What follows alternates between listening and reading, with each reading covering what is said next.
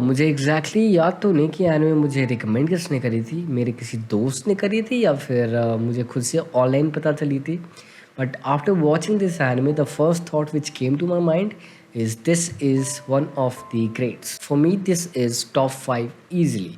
और इस एनिमे को देखे हुए मुझे 2 साल हो गए, लगभग 2 साल, and I still have the same opinion. अब देखो, why I call this as one of the greats, because this anime has a lot of question. अभी डायरेक्टली तो आपसे कुछ नहीं पूछते, this story has a definite end to it. कुछ भी अधूरी नहीं है इस स्टोरी में, but the questions which arise in between the story has a very literally very deep meaning to it. And one of the best questions इस anime को देखने के बाद मैंने खुद से पूछी थी is who is the real devil? So this anime has devils who want to occupy the world.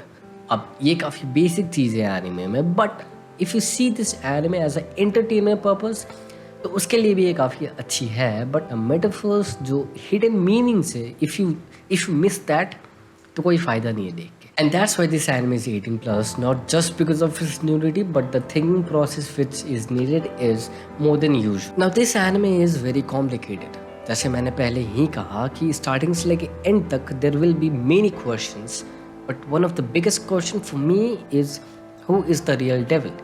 Is it the devil itself or is it me and you? By devil, I mean the devil which is in the anime. Now, अगर इस anime को आप आँख बंद करके देखोगे, I mean not literally, but without giving it any attention, तो you see this devil as a devil or a different entity. What does this devil signifies? Is it a ghost? Is it a spirit?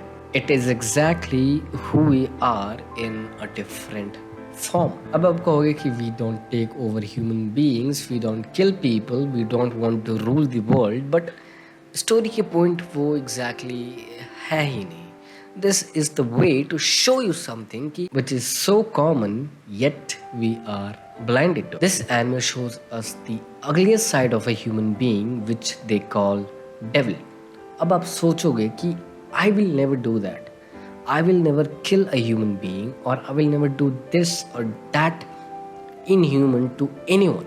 अब वो इंसान हो या जानवर हो, but it's more common and it's more simpler than you think. एक बड़ी interesting चीज़ है, हम इंटरनेट पे देखते हैं कि भाई this person did this to a human being.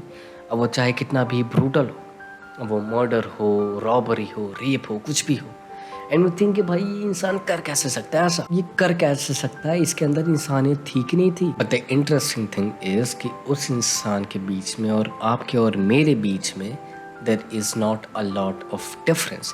The only difference is the mental state जिसमें मैं और आप हूँ और वो है। अगर उस मेंटल स्टेट में आप होते तो आप भी वो चीज़ कर सकते हो या मैं भी कर सकता हूँ वो चीज़। This is that common, and this is what this anime tries to tell us. Each and every human being has a devil inside them. अब वो matter of time और state of mind पे matter करता है कि when this devil comes out, and when this devil will come out of you, it will consume you 100%. Maybe not physically, but from inside will not be the same anymore. It will be tough to call you a human being rather than a devil. In the episode 9 of this anime जो चीज़ें होती हैं is so terrifying. मैंने 2 साल पहले देखी थी यार, 2 साल पहले, and still each and every frame of that scene is still in my mind. मुझे exactly याद है कि हुआ क्या था, और वो चीज़ इतनी खौफनाक थी because it is so real. वो हर दिन होती है भाई, आप न्यूज़ खोल के देखो, हर दिन होती है वो चीज़, कहीं ना कहीं होती है, and that's why it is so terrifying. This anime is a full circle.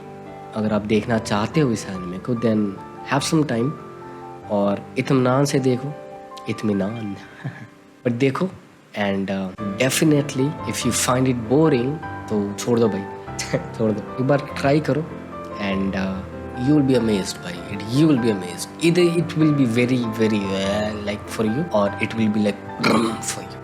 ठीक है, तो देखो and I'll see you in the next video. Peace.